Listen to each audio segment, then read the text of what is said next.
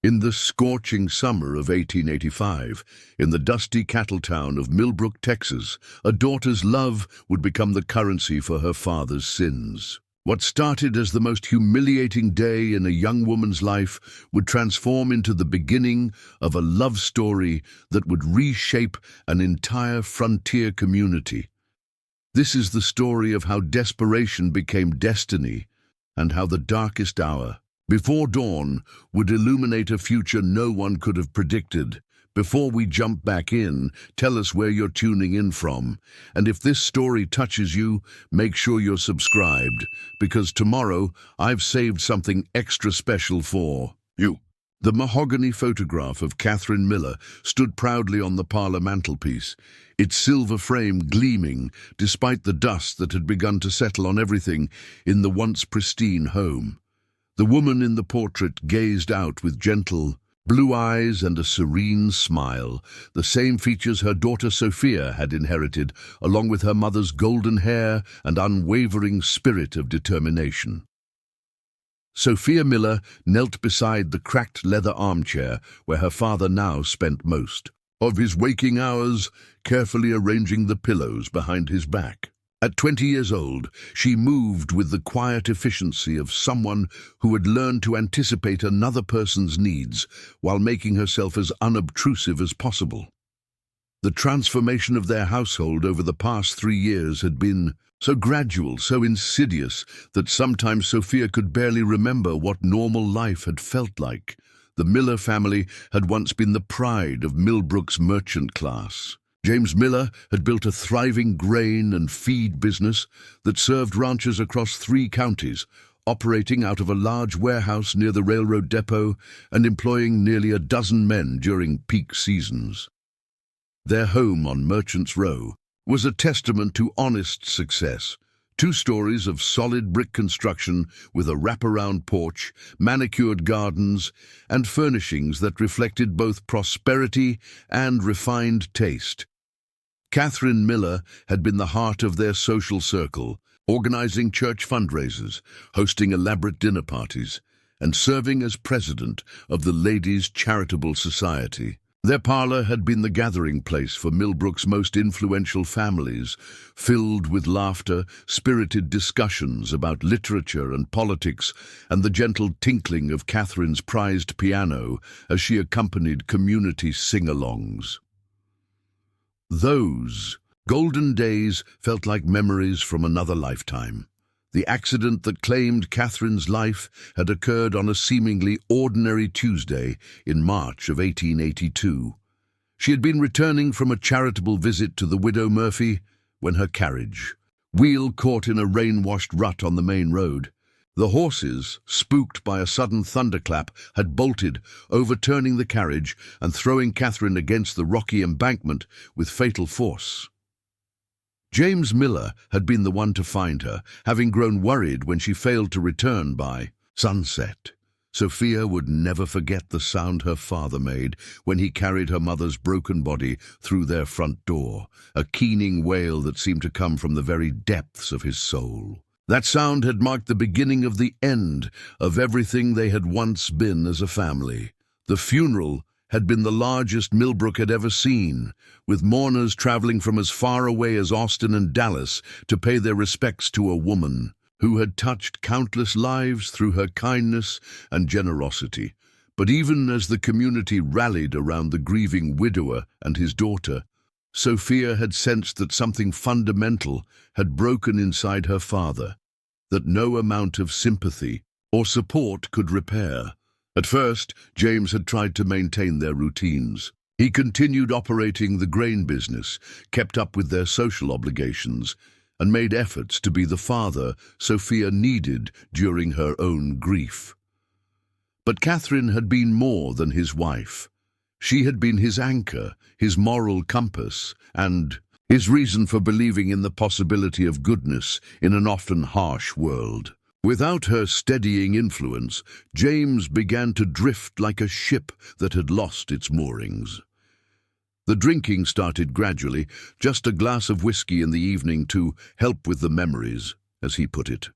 Then it became 2 glasses, then half, a bottle, Then entire nights when Sophia would find him unconscious in his study, surrounded by empty bottles and tears-stained photographs of happier times. The business began to suffer as James's attention wandered, and his judgment became increasingly clouded by alcohol and grief. Customers who had dealt with Miller Grain and Feed for decades began taking their business elsewhere when orders went unfulfilled.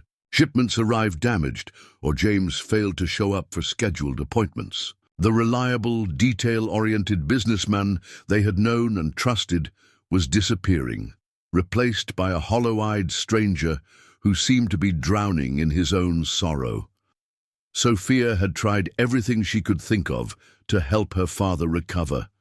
She took over the household management, handling correspondence, paying bills, and maintaining the social facade that everything was under control. She attempted to involve herself in the business operations, learning about inventory management, customer relations, and financial planning in hopes of keeping the family enterprise afloat while James worked through his grief. For a while, her efforts seemed to be working. The business stabilized somewhat, their bills were being paid on time, and James appeared to be drinking less. Sophia began to hope that the worst was behind them, that they could rebuild their lives around the foundation of shared memories and mutual support.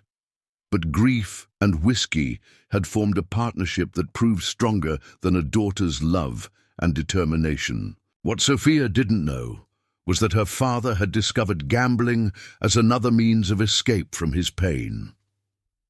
The poker games that took place in the back room of O'Malley's saloon offered him a few hours of distraction from the crushing weight of his loss, a brief respite where he could focus on cards and chance instead of the empty space where Catherine used to be. The gambling debts accumulated slowly at first, small amounts that James convinced himself he could win back with just one more good hand. But grief had impaired his judgment in ways that extended far beyond his business decisions. He began taking larger and larger risks, borrowing against future grain deliveries to finance increasingly desperate attempts to win back what he had already lost. Marcus Thornfield, the man who controlled most of the gambling activity in Millbrook and the surrounding county, was patient with James's growing debt. Thornfield was a calculating predator who specialized in identifying vulnerable men and then slowly drawing them into webs of obligation that would ultimately serve his own purposes. He extended credit generously, offered sympathetic ears for tales of woe, and created an atmosphere where desperate men felt understood and supported even as they were being systematically destroyed. Sophia first became aware of her father's gambling problem when she discovered a collection of IOUs hidden in his desk drawer. The amounts were staggering, more money than the grain business had earned in its best year. When she confronted James about the debts, he had broken down completely, sobbing like a child as he confessed the full extent of his financial ruin. "I thought I could win it back, Sophie," he had whispered, using the pet name he hadn't spoken since her mother's death. "I thought if I could just get one big win, I could pay off everything and we could start over. Your mother always said I was lucky at cards," but luck had abandoned James Miller along with everything else that had once defined his life. The grain business was failing, their savings were exhausted, and the house on Merchants Row was mortgaged, to the point where they were barely making the monthly payments. Worse still, Marcus Thornfield was beginning to make increasingly pointed inquiries about when James planned to settle his outstanding obligations. The final catastrophe came on a sweltering July evening when James, in a whiskey-fueled moment of desperation, had signed away the last of their assets in a poker game that he was certain would solve all their problems. When Sophia found him, the next morning, passed out at the kitchen table with the devastating paperwork scattered around him, she realized that they had reached the end of their financial rope. Everything was gone. The business, the house, her mother's jewelry, even. The family Bible had been pledged as collateral for debts that now totaled nearly $8,000. In 1885 Texas, That was a fortune that would take a lifetime to repay through honest work, assuming anyone would still be willing to employ a man whose reputation for reliability had been destroyed by grief and poor judgment. But Marcus Thornfield had not become successful by accepting conventional forms of repayment. When James Miller could no longer provide money or property to settle his debts, Thornfield had presented him with an alternative arrangement that would clear the family's obligations while providing the creditor with something he valued even more than cash. Sophia Miller, with her golden hair, refined upbringing, and reputation for virtue, would make an excellent addition to Thornfield's stable of business assets. She would be auctioned to the highest bidder among his carefully selected clientele, with the proceeds applied to her father's debt. It was a perfectly legal arrangement under Texas territorial law, sanctioned by the courts and carried out in full view of the community that had once celebrated the Miller family's success. As Sophia sat in her mother's parlor on the morning before the auction, surrounded by the remnants of their former life, she tried to understand how love and loss could have brought them to this point. Her father slept fitfully in his chair, temporarily freed from his demons by exhaustion and alcohol. In a few hours, she would stand on the courthouse steps while strangers bid on the right to marry her as if she were livestock or furniture. See, irony was not lost on her that the very community that had once welcomed her into their finest homes would now gather to watch her humiliation. Some would come out of morbid curiosity, others from a genuine desire to see her rescued from an impossible situation. But all of them would be witnesses to the complete destruction of everything the Miller family had once represented. Yet as Sophia sat in the morning light, surrounded by shadows of happier times, she found herself thinking not of what she was losing, but of what she might yet become.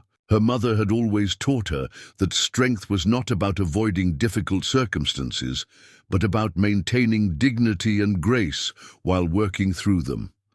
Whatever happened at the auction, whoever claimed the right to marry her, Sophia was determined to face her fate with the courage Catherine Miller had instilled in her from childhood.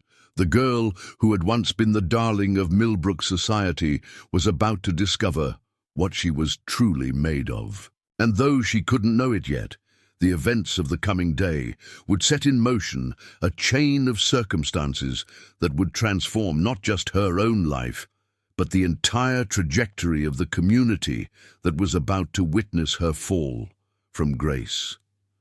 Preparing and narrating this story took us a lot of time, so if you are enjoying it, subscribe to our channel. It means a lot to us. Now back to the story.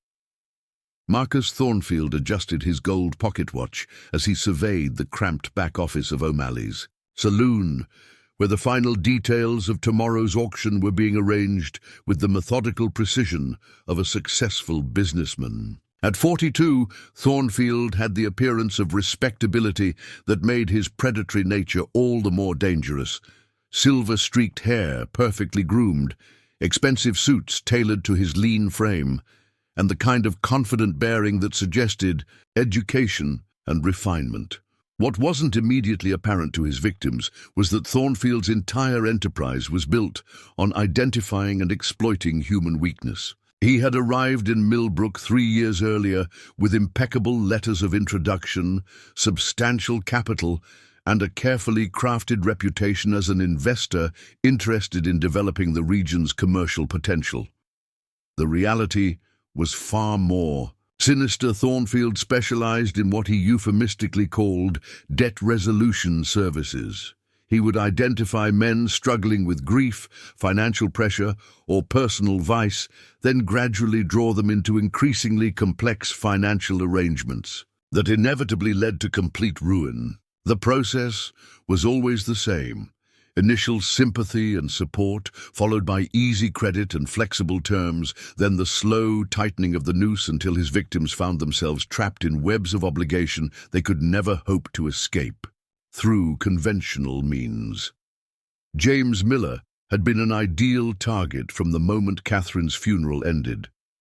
Thornfield had observed the widower's obvious vulnerability, his growing isolation from the community that had once embraced him, and the telltale signs of a man whose judgment was being compromised by alcohol and despair. The poker games in O'Malley's back room had been carefully designed to appeal to men like James, grief-stricken individuals looking for distraction, temporary escape, and the illusion of camaraderie with others who understood their pain. So, games themselves were subtly manipulated to ensure that newcomers experienced just enough early success to believe they possessed genuine skill, followed by increasingly devastating losses that left them desperate to win back what they had already sacrificed. Thornfield never participated directly in the gambling, maintaining the facade of a concerned friend who was merely providing a safe space for men to work through their difficulties. But every debt accumulated in those games ultimately flowed to Thornfield, and every desperate borrower eventually found themselves signing increasingly onerous contracts that transferred not just their immediate assets, but their future earning potential, and, in cases like James Miller's, their family members as well.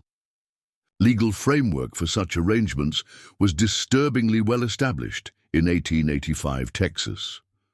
Territorial law allowed for various forms of indentured servitude and arranged marriage as legitimate means of settling debt obligations, particularly when the debtor had exhausted all conventional assets. Thornfield had cultivated relationships with judges, court clerks, and law enforcement officials who ensured that his contracts were properly executed and his claims legally protected.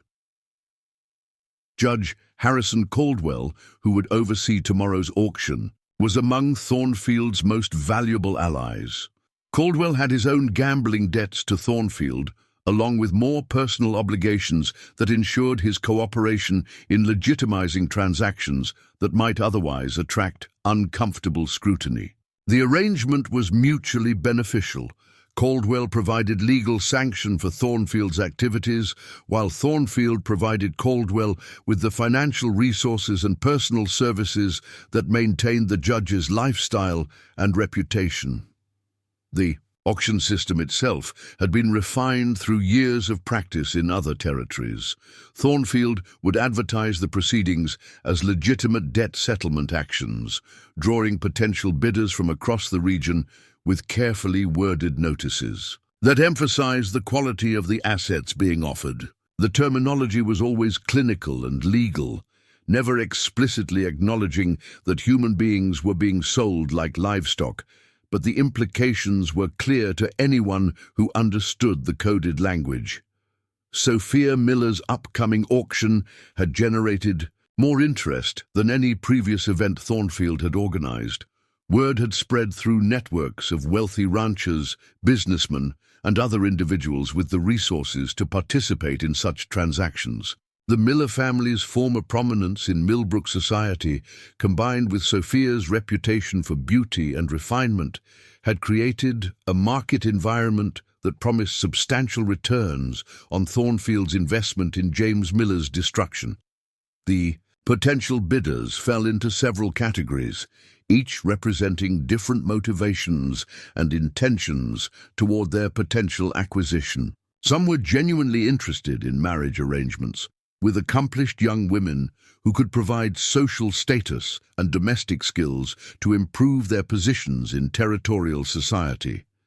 Others had darker purposes, seeking to acquire vulnerable individuals who could be exploited in various business enterprises that operated in the shadows of legitimate commerce. Samuel Brooks, a prosperous cotton planter from East Texas, had traveled to Millbrook specifically for the auction. At 55, Brooks had been widowed for nearly a decade and was seeking a young wife who could manage his household, bear children to continue his family line, and provide the kind of refined companionship that would enhance his standing among the planter aristocracy. Brooks viewed the auction as an opportunity to acquire a well-bred wife at a fraction of the cost and complexity involved in traditional courtship. More concerning was the presence of Vernon Pike, who operated several questionable businesses along the border and had a reputation for acquiring young women under various pretenses, then transporting them to locations where their fate became uncertain. Pike's interest in the auction had been communicated through intermediaries, but his financial credentials were impeccable, and territorial law provided no mechanism for excluding potential bidders based on moral concerns. A third category of bidder consisted of local men who had known the Miller family during their prosperous years and were motivated by some combination of genuine desire to help Sophia and opportunistic recognition that her circumstances made her available for marriage arrangements that would normally be far beyond their social reach. These men included merchants, skilled tradesmen, and small ranchers who possessed sufficient resources to participate in the bidding, but lacked the social connections that would typically give them access to women of Sophia's background and education. Thornfield had spent considerable effort cultivating interest among all these groups, understanding that competitive bidding would maximize the financial return on his investment in James Miller's debt. He had arranged for potential bidders to receive detailed information about Sophia's accomplishments, education, and domestic skills, presented in language that emphasized her value as a wife and household manager, while carefully avoiding any suggestion that she was participating voluntarily in the proceedings. The legal documentation supporting the auction was extensive and carefully crafted to withstand any potential challenges. James Miller's gambling debts were thoroughly documented, witnessed, and validated by multiple parties. The contracts transferring his family assets to Thornfield included specific clauses that made Sophia's marriage arrangement a condition of debt settlement, giving the entire transaction the appearance of legitimate commercial activity rather than human trafficking. Most insidiously, Thornfield had ensured that several respected members of Millbrook society would be present at the auction as witnesses, lending an air of community sanction to the proceedings. These individuals, including prominent merchants and church leaders, had been persuaded that their presence would somehow protect Sophia's interests and ensure that she ended up with a suitable husband rather than falling into truly dangerous hands. The reality was that their participation served primarily to legitimize a fundamentally corrupt transaction while providing Thornfield with social cover for his activities. The presence of community leaders would make it much more difficult for anyone to later challenge the auction's legality or morality, since doing so would implicate respected citizens in what amounted to the sale of a young woman to settle her father's gambling debts. Dr. Edmund Hayes, the town's physician and one of Catherine Miller's former friends, had been particularly torn about his role in the upcoming proceedings. Hayes understood better than most the psychological damage that had driven James Miller to his current situation, and he genuinely cared about Sophia's welfare. But he had also been convinced by Thornfield's arguments that the auction represented the least harmful resolution to an impossible situation. The alternative, Thornfield had explained to Dr. Hayes, is that Miss Miller faces complete destitution along with her father. At least this arrangement ensures that she will have a husband with the resources to provide for her properly. We're not creating her problems. We're offering a solution to problems that already exist. This rationalization allowed well-meaning community members to participate in the auction while maintaining their self-image as protectors of Sophia's interests. They could tell themselves that they were helping to ensure she ended up with a decent husband rather than abandoning her to worse fate. The psychological manipulation was masterful, turning potential opposition into unwitting collaboration. As Thornfield made his final preparations for the auction, he reflected with satisfaction on the completeness of his control over the situation. James Miller was too broken and desperate to offer any resistance. Sophia herself had no legal standing to challenge the proceedings. The community leaders, who might have intervened, had been convinced that their participation was actually protective. The potential bidders had been carefully selected and motivated to ensure competitive pricing. Every aspect of the transaction had been orchestrated to serve Thornfield's interests while maintaining the facade of legitimate business activity. By tomorrow evening, he would have converted James Miller's gambling debts into a substantial cash payment, eliminated a potential problem debtor from his books, and demonstrated to other vulnerable men in the region the consequences of failing to meet their obligations to his organization. The only variable Thornfield hadn't accounted for was the possibility that someone might attend the auction with motivations that differed entirely from his carefully cultivated expectations. In his experience, money and power were the only forces that ultimately mattered in such transactions. The idea that someone might be willing to pay a premium price for the specific purpose of preventing rather than facilitating Sophia Miller's exploitation was beyond his understanding of human nature. As the sun set over Millbrook on the evening before the auction, Thornfield completed his preparations with the confidence of a man who had successfully executed dozens of similar transactions. Tomorrow would mark the final destruction of the Miller family and the profitable conclusion of his most ambitious debt collection effort to date. What Thornfield didn't know was that his activities had been observed and analyzed by someone with both the resources and the motivation to disrupt his carefully laid plans in ways that would transform not just Sophia Miller's fate, but the entire future of predatory debt collection in the Texas territory. 3 days before Sophia Miller's scheduled auction, a stranger arrived in Millbrook on the evening train from Dallas. He registered at the Grand Hotel under the name William Cross, paying for a week's accommodation in advance with crisp bills that suggested substantial personal wealth. The hotel clerk, accustomed to evaluating guests by their appearance and spending habits, noted the man's expensive traveling clothes, quality leather luggage, and the kind of quiet confidence that typically accompanied significant financial resources. What the clerk couldn't have known was that William Cross had traveled to Millbrook for the specific purpose of investigating Marcus Thornfield's operations, and that his true identity was far more significant than his modest hotel registration suggested. William Cross was, in reality, Alexander Wittman, the eldest son of one of Texas's most powerful ranching dynasties. The Wittman family controlled over 200,000 acres of prime grazing land, employed hundreds of workers, and maintained business relationships that extended from cattle markets in Chicago to shipping ports in New Orleans. At 28, Alexander had inherited not just enormous wealth, but a deeply ingrained sense of responsibility for protecting those who couldn't protect themselves.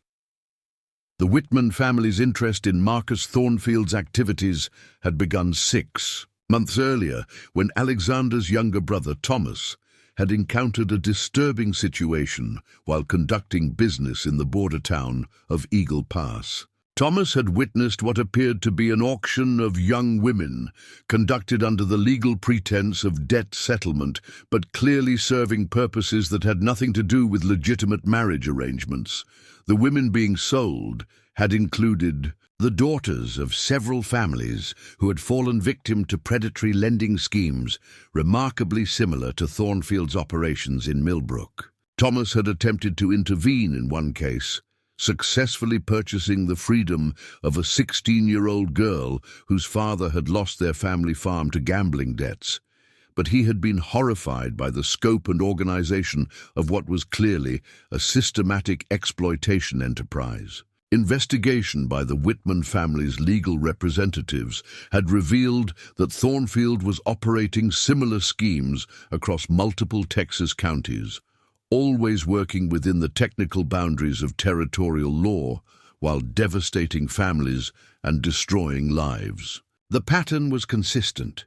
Identify vulnerable men dealing with grief, financial pressure, or personal vice, gradually entrap them in impossible debt situations, then force them to surrender family members as collateral when conventional assets proved insufficient. Alexander had made the decision to personally investigate Thornfield's Millbrook operations when their intelligence network reported that a particularly tragic case was developing. The Miller family's destruction represented everything the Wittmans found most reprehensible about predatory business practices: the exploitation of grief, the manipulation of legal systems, and the complete disregard for human dignity in the pursuit of profit. More personally, Alexander had his own reasons for feeling compelled to intervene in situations like Sophia Miller's. 5 years earlier, his own sister Margaret had died in a riding accident, leaving behind her husband David and their young daughter.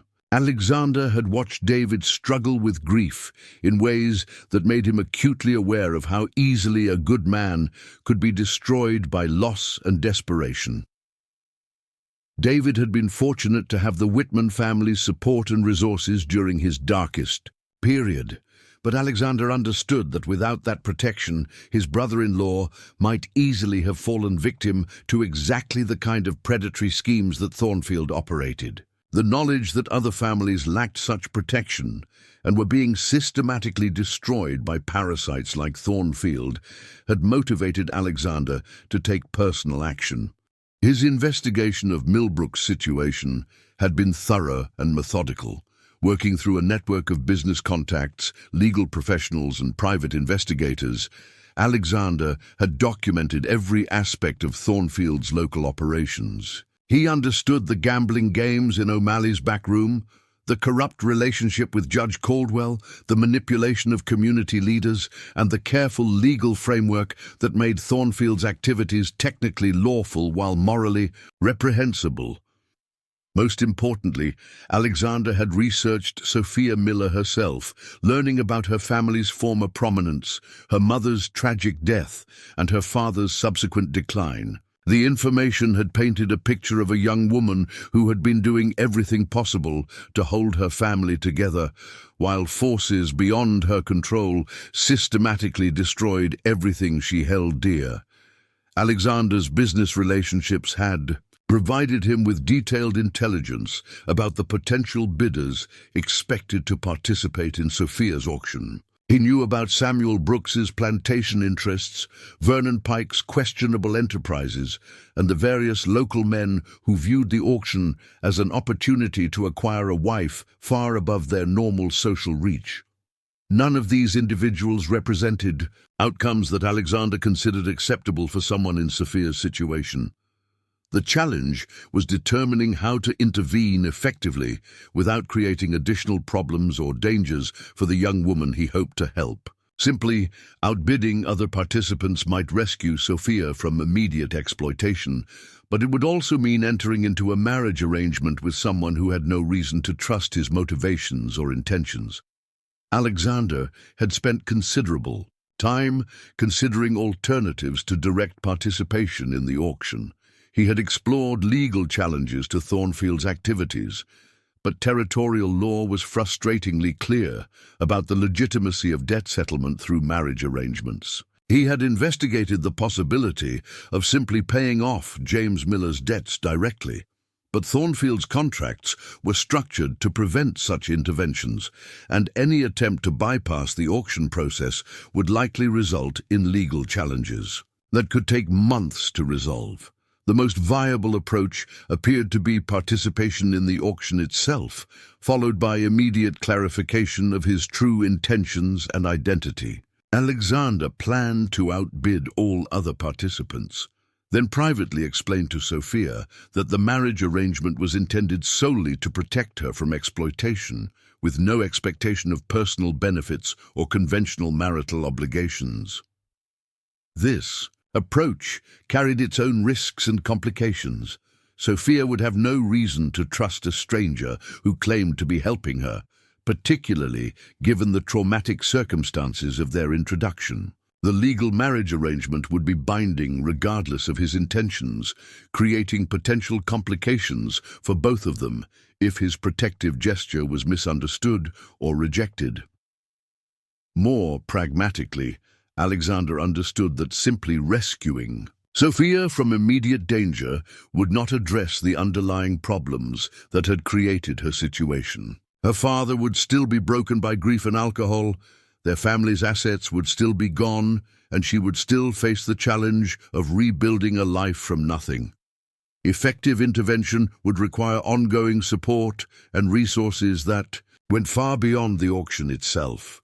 Alexander had therefore developed a comprehensive plan that addressed both immediate and long-term concerns. He would participate in the auction under his assumed identity, outbid all other participants, then reveal his true identity and offer Sophia a choice of several alternatives.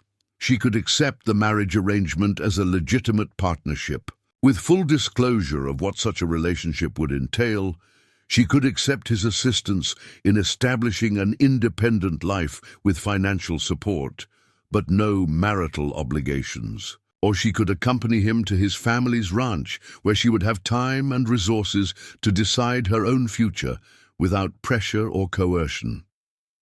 The plan also included provisions for James Miller's rehabilitation, including treatment for his alcohol, dependency and assistance in establishing a modest but stable livelihood that would allow him to maintain his dignity while acknowledging his limitations. Alexander understood that Sophia's long-term well-being was connected to her father's recovery, and that effective intervention required addressing the root causes of their family's destruction rather than simply treating its symptoms. As Alexander prepared for the auction, he was acutely aware that his intervention would likely expose and disrupt Thornfield's entire operation in Millbrook. The predator's business model depended on operating without interference from individuals with the resources and motivation to challenge his activities. Alexander's participation would demonstrate that Thornfield's victims had powerful allies, potentially encouraging other families to seek help and legal authorities to take action. This broader impact was actually part of Alexander's intention. The Wittman family had decided that Thornfield's activities represented a threat to the stability and moral foundation of Texas territorial society, and that ending his operations was a matter of community responsibility rather than simply personal charity. On the evening before the auction, Alexander sat in his hotel room reviewing the final details of his plan and preparing for what might be the most important day in two people's lives. He understood that his intervention would irrevocably change Sophia Miller's circumstances, but he also knew that without such intervention, her future would likely be determined by men who viewed her as property rather than a person deserving of respect and protection.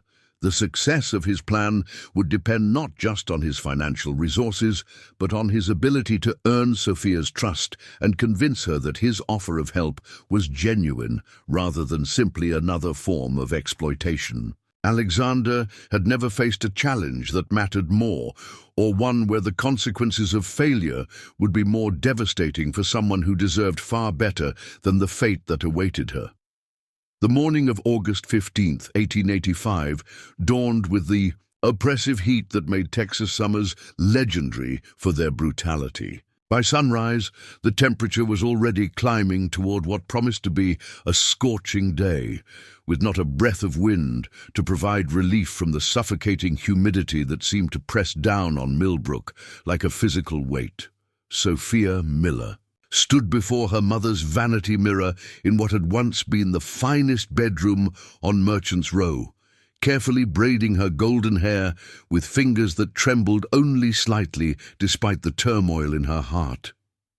She had chosen her mother's wedding dress for this day, a choice that carried both defiance and desperate hope. If she was to be married as property to settle debts, she would at least honor the memory of a woman who had known true love and genuine partnership. The dress, made of ivory silk with delicate pearl buttons and intricate lacework, still fit perfectly, despite the weight Sophia had lost during the months of stress and inadequate meals. As she fastened the tiny buttons up the back, she could almost feel her mother's presence, offering the strength and dignity that would be essential for surviving whatever lay ahead. Mary O'Brien, the Irish housemaid who had remained with the Miller family despite their inability to pay her wages, knocked softly on the bedroom door. "Miss Sophia," she said quietly, "your father is asking for you downstairs. And there's a gentleman here to see you both." Sophia's heart lurched. Had one of the expected bidders come early to inspect his potential purchase? The thought made her stomach turn, but she forced herself to maintain composure. "Thank you, Mary. I'll be down directly."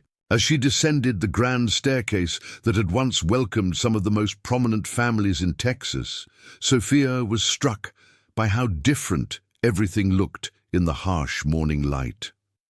The elegant wallpaper was faded and peeling in places. The imported furniture showed signs of neglect, and the crystal chandelier that had been her mother's pride was thick with dust. Their fall from grace was written in every detail of their once magnificent home.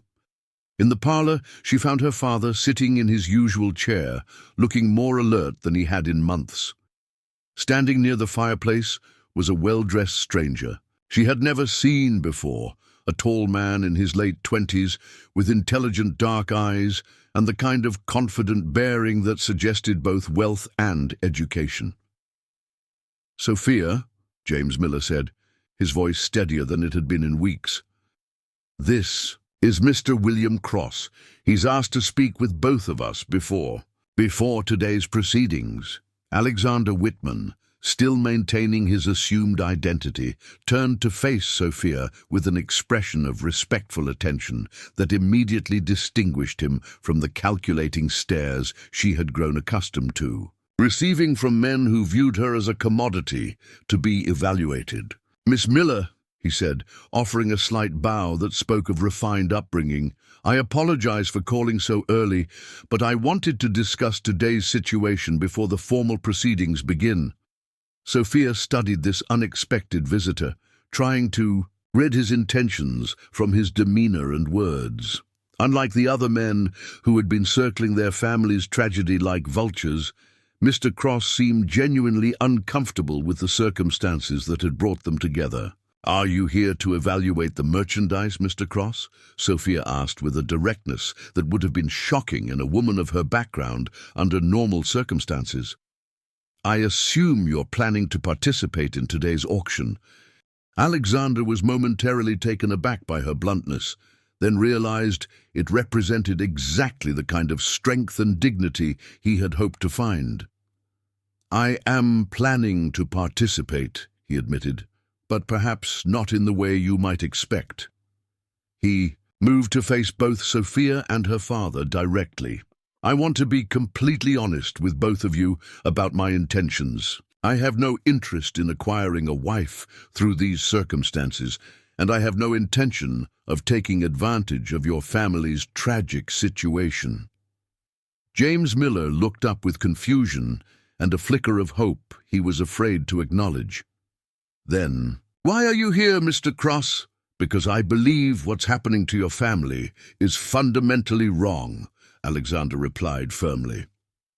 "And because I'm in a position to do something about it."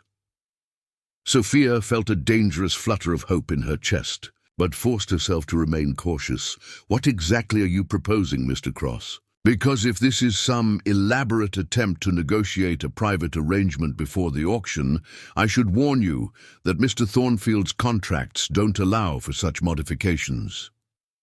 Alexander smiled slightly at her astute understanding of their legal constraints. "You're quite right about the legal framework. That's exactly why I plan to participate in the auction itself, to ensure that you end up with someone who has your best interests at heart, rather than someone who views you as property to be exploited."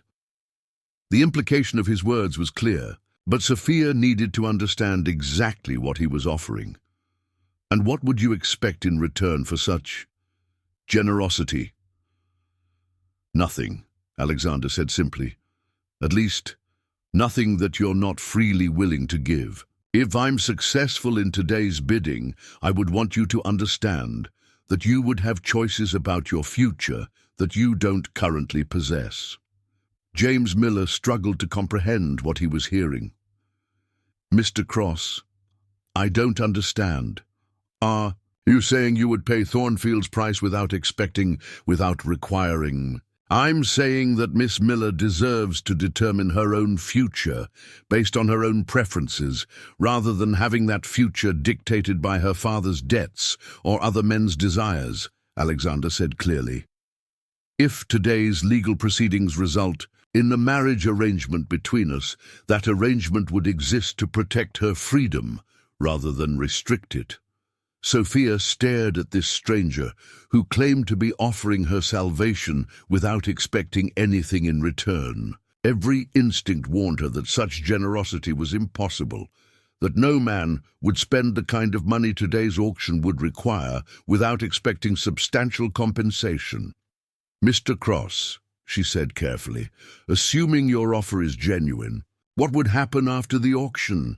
Where would I go? What would I do? I have no family besides my father, no resources, and no prospects for independent survival. Alexander had anticipated exactly this question. Those would be decisions for you to make, Miss Miller. I can offer you several alternatives, including residence at my family's ranch with your own accommodations and complete independence, financial assistance to establish yourself in any profession or location you prefer, or— He paused, seeming to choose his words carefully. A genuine marriage partnership based on mutual respect and affection, if such feelings were to develop naturally over time. The silence that followed this extraordinary offer was broken by the sound of carriages arriving outside. Through the parlor windows, Sophia could see the beginning of the crowd that would gather to witness her humiliation and final degradation. Chuck, auction begins in 2 hours, she said quietly. Mr. Cross, I want to believe that your offer is genuine, but I've learned not to trust promises that seem too good to be true. If you're truly willing to help me, I'll be grateful regardless of your ultimate motives. But I won't pretend to understand why a stranger would make such an extraordinary gesture. Alexander looked directly into her eyes, seeing intelligence, strength, and a dignity that remained unbroken despite everything she had endured. Miss Miller, sometimes doing the right thing is reason enough, and sometimes we help others because we recognize that circumstances could easily have placed us in similar situations. Before Sophia could respond, Mary O'Brien appeared in the doorway with obvious distress. Miss Sophia, there are men gathering outside, and that Mr. Thornfield is here with official-looking papers. He says it's time to proceed to the courthouse. The moment of reckoning had arrived. Sophia looked once more at the mysterious Mr. Cross, then at her father, who was struggling to find words for what might be their final private conversation. Papa, she said gently, whatever happens today, I want you to know that I forgive you. Mama would have wanted us to forgive each other and find a way to heal from all this pain. James Miller began to weep, reaching for his daughter's hand. Sophie, I'm so sorry. I never meant for any of this to happen. Your mother would be ashamed of what I've done to our family. Mama would want you to get well and find a way to build a new life, Sophia replied firmly. That's what I'm going to do, no matter what happens at the courthouse. Alexander watched this exchange with growing respect for both father and daughter. Despite their desperate circumstances, they were maintaining love and dignity in the face of complete catastrophe. It reinforced his determination to ensure that Sophia Miller's story would have a very different ending than Marcus Thornfield had planned. Miss Miller, he said, as the sounds of the gathering crowd grew louder, whatever happens in the next few hours, please remember that you have an ally in this situation. You're not facing this alone. Sophia looked at him with a mixture of gratitude and lingering skepticism. Then I suppose we'll discover together whether your intentions are as honorable as your words, Mr. Cross. As they prepared to leave for the courthouse, none of them could have predicted that the events of the next few hours would not only transform Sophia's life, but would expose a web of corruption that reached far beyond Millbrook's borders and would ultimately bring down one of Texas's most successful predators. The Millbrook Courthouse Square had been transformed into an amphitheater of human misery and morbid curiosity.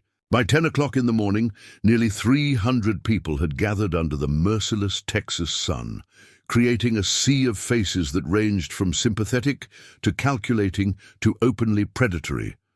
Makeshift shade structures had been erected by enterprising vendors selling lemonade and cold beer, turning Sophia Miller's personal tragedy into a carnival atmosphere that made the entire spectacle even more degrading. Judge Harrison Caldwell emerged from the courthouse precisely at 11 o'clock, his black robes making him appear like a harbinger of doom against the limestone steps. At 62, Caldwell had the distinguished appearance that concealed his fundamental corruption: silver hair, penetrating grey eyes, and the kind of authoritative bearing that made his pronouncements seem like divine judgment rather than purchased decisions. Behind him came Marcus Thornfield, impeccably dressed as always, carrying a leather portfolio that contained the legal documents that would legitimize the destruction of what remained of the Miller family. Thornfield's satisfaction was barely concealed as he surveyed the crowd, counting the potential bidders and calculating the profits that would soon flow from James Miller's gambling debts. The auction platform had been constructed specifically for this event, a raised wooden stage that elevated the proceedings above the crowd while ensuring that everyone could see clearly what was happening. 2 chairs had been placed on the platform, one for Sophia, where she would be displayed for evaluation by potential bidders, and another for James Miller, who would be required to witness the legal transfer of his daughter to satisfy his obligations. Dr. Edmund Hayes stood near the front of the crowd, his medical bag at his side, and his face reflecting the internal conflict he felt about participating in these proceedings. As the town's physician, he had been present at Sophia's birth, had treated her childhood illnesses, and had been among Catherine Miller's closest friends. Now he was complicit in a legal process that would sell Catherine's daughter like livestock. "Ladies and gentlemen," Judge Caldwell announced, his voice carrying easily across the square, "we are gathered here today to conduct a public auction in accordance with Texas territorial law for the purpose of satisfying the legitimate debts of James Miller, formerly a respected businessman of this community." The crowd stirred with anticipation as Sophia and her father were escorted to the platform.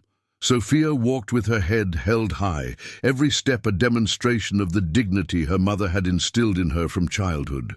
She wore Catherine's wedding dress like armor, transforming what should have been a symbol of degradation into a statement of defiance and strength. James Miller appeared decades older than his actual 53 years, his face gaunt from months of poor eating and excessive drinking, his hands trembling from a combination of alcohol withdrawal and overwhelming shame. Yet as he took his place on the platform beside his daughter, he managed to straighten his shoulders and maintain some semblance of the man he had once been. Alexander Wittman, still maintaining his William Cross identity, positioned himself strategically in the crowd, where he could observe both the proceedings and the other potential bidders. He had dressed conservatively for the occasion. Nothing that would draw attention to his wealth or suggest he was anything more than another prosperous businessman drawn to Millbrook by the unusual nature of the auction. The first phase of the proceedings involved the formal reading of James Miller's debts and the legal framework that made his daughter's marriage a condition of their settlement. Judge Caldwell's voice droned through the complex legal language, but the essential facts were clear. James owed Marcus Thornfield $7,047 in gambling debts, plus accumulated interest and fees that brought the total to over $9,000. With all conventional Assets exhausted, Sophia Miller's marriage to an approved bidder represented the only means of satisfying these obligations. The terms of settlement, Judge Caldwell continued, require that Miss Sophia Miller enter into a legal marriage with the highest qualified bidder, with the proceeds of said arrangement to be applied against her father's outstanding debts. The marriage will be conducted immediately following the conclusion of bidding, with proper witnesses and legal documentation. Samuel Brooks, the cotton planter from East Texas, stepped forward to examine Sophia more closely. At 55, Brooks had the soft appearance of a man accustomed to having others perform physical labor while he managed business affairs from shaded verandas.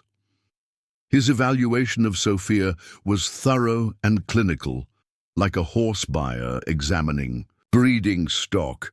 "Miss Miller," he said in a voice loud enough for the crowd to hear, "are you skilled in household management? Can you supervise kitchen staff and maintain proper social arrangements for entertaining business associates?" Sophia met his gaze steadily. "I am capable of managing a household, Mr. Brooks. Whether I choose to do so would depend entirely on the circumstances of my situation." Her response drew murmurs from the crowd.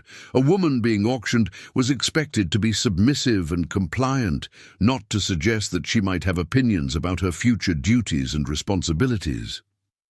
Vernon Pike, the border businessman with questionable enterprises, circled the platform like a predator evaluating prey. His examination of Sophia was more disturbing than Brooks's clinical assessment.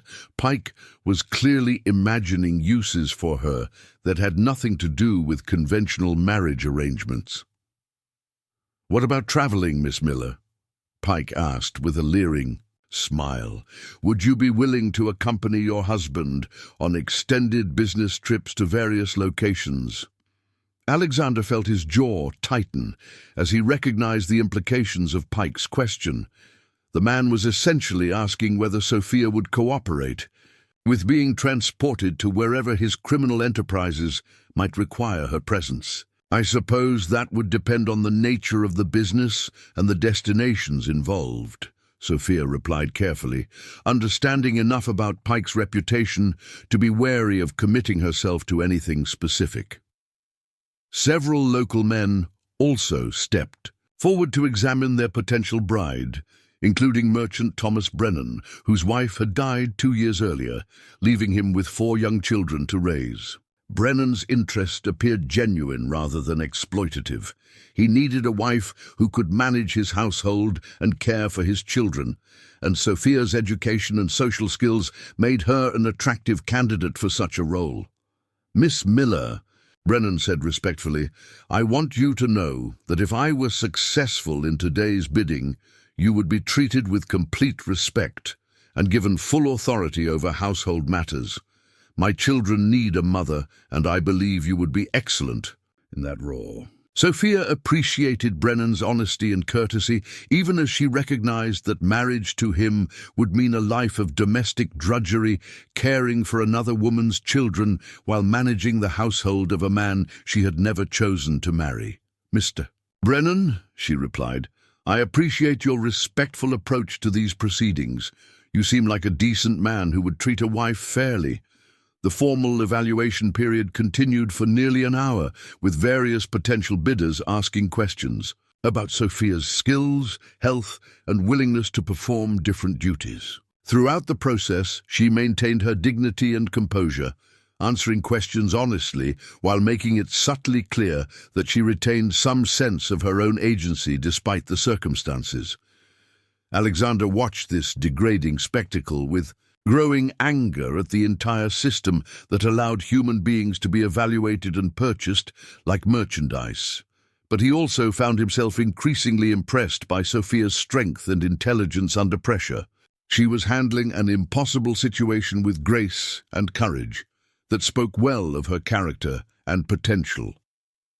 Judge Caldwell finally called the examination period to an end and prepared to begin the actual bidding.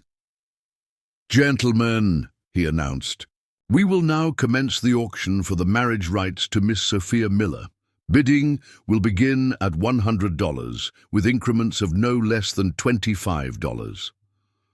The moment had arrived when Sophia Miller's future would be determined by the highest bidder among men, who viewed her as property to be acquired rather than a person deserving of respect and self-determination. The next few minutes would decide whether she would end up with someone who might treat her decently, or whether she would disappear into circumstances too terrible to contemplate.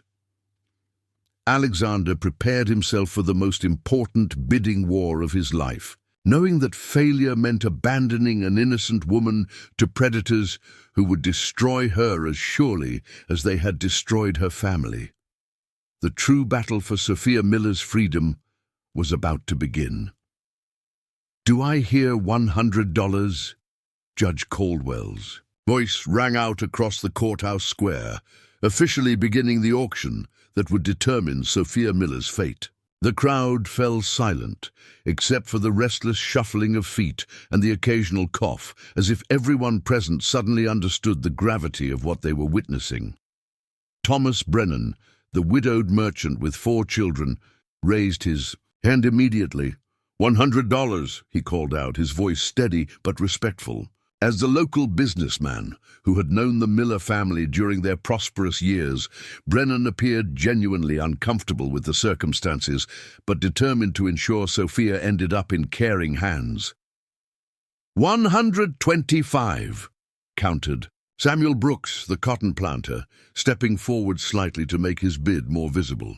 Brooks had the confident bearing of a man accustomed to acquiring whatever he wanted through financial superiority, and his early participation suggested he was prepared to spend considerably more than the opening amounts. Alexander Wittman remained, motionless in his position within the crowd, carefully observing the early bidding while calculating the psychological dynamics at play. He understood that entering too early might drive up the final price unnecessarily, while waiting too long could result in the auction concluding before he had opportunity to participate effectively. $150, called out Vernon Pike, his bid accompanied by a predatory smile that made several people in the crowd shift uncomfortably. Pike's reputation was well enough known in Millbrook that his participation cast a shadow over the entire proceeding, reminding everyone present that Sophia's fate might involve horrors that decent people preferred not to contemplate. Dr. Edmund Hayes stepped forward from his position near the platform, his medical bag clutched tightly in his white-knuckled grip. $200, he announced, his voice carrying a note of desperation that suggested he was bidding not from desire, but from a desperate attempt to save Catherine Miller's daughter from the worst possible outcomes. The crowd murmured with surprise at the physician's participation. Dr. Hayes was known as a man of modest means who had never shown interest in remarrying after his wife's death 15 years earlier. His bid appeared to be motivated entirely by protective instincts rather than personal desires. $225, Samuel Brooks responded immediately, clearly irritated by the unexpected competition from the local physician. Brooks had traveled from East Texas specifically for this auction and had no intention of being outbid by small-town sentiment. Alexander watched Sophia's face as the bidding continued, noting how she maintained her composure despite the degrading spectacle of men competing for ownership of her future. Her expression remained carefully neutral, but he could see the tension in her hands as she gripped the sides of her chair, and the slight tremor in her breathing that betrayed her internal struggle to maintain dignity under impossible circumstances. $250. Vernon Pike announced, his voice carrying an undertone of amusement that suggested he was enjoying the competitive aspect of the auction more than its practical purpose. Pike's financial resources were substantial, derived from various enterprises along the Texas-Mexico border that operated in legal gray areas where desperate people became commodities. Thomas Brennan hesitated before making his next bid, clearly reaching the limits of his financial capacity. As a local merchant supporting 4 children, he lacked the resources to compete with wealthier bidders from outside Millbrook. "275, he said finally, his voice reflecting both determination and the knowledge that he might soon be priced out of the competition. 300, Samuel Brooks countered without hesitation, establishing himself as a serious participant, willing to pay premium prices for what he considered a valuable acquisition.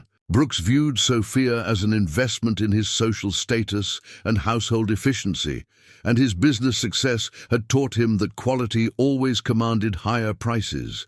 Dr. Hayes looked stricken as the bidding moved beyond his financial means. His participation had been motivated by genuine desire to protect Sophia from exploitation, but his medical practice generated modest income that couldn't compete with plantation wealth or criminal enterprises.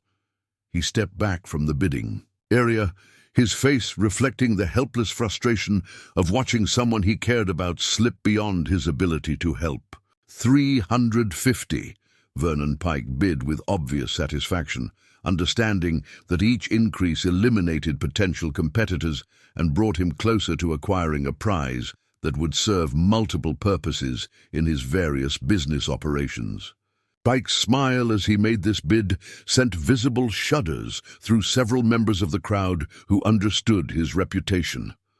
Alexander decided the time had come to enter the competition. $400, he announced clearly, his voice carrying across the square with the confident authority of someone prepared to pay whatever amount might be necessary.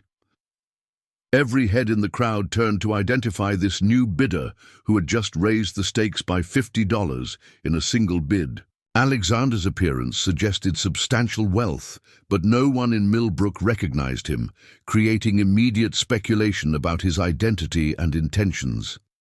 Samuel Brooks studied this unexpected competitor with obvious annoyance. The plantation owner had assumed he would face competition primarily from local bidders with limited resources, not from another outsider with apparent financial depth. 450, he bid, his tone suggesting he was prepared to engage in a serious bidding war. 500, Alexander responded immediately, demonstrating that Brooks's escalation hadn't intimidated him in the slightest.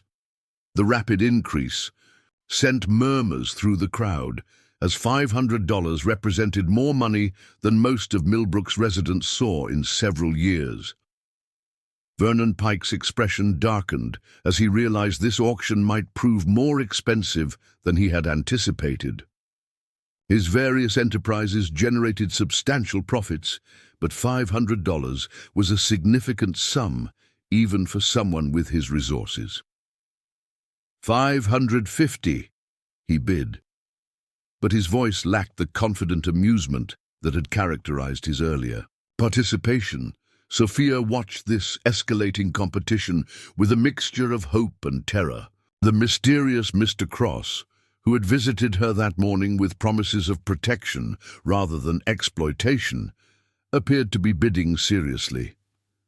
But she had no guarantee that his private assurances would translate into actual protection, and the amounts being discussed suggested that even well-intentioned purchasers might expect substantial returns on such investments. Thomas Brennan and Dr. Hayes had been completely priced out of the competition, leaving only the 3 wealthiest bidders to determine Sophia's fate. The local merchant and physician stood together at the edge of the crowd, their faces reflecting shared frustration at their inability to protect someone they genuinely cared about. 600, Alexander bid, his voice remaining steady despite the astronomical sum involved.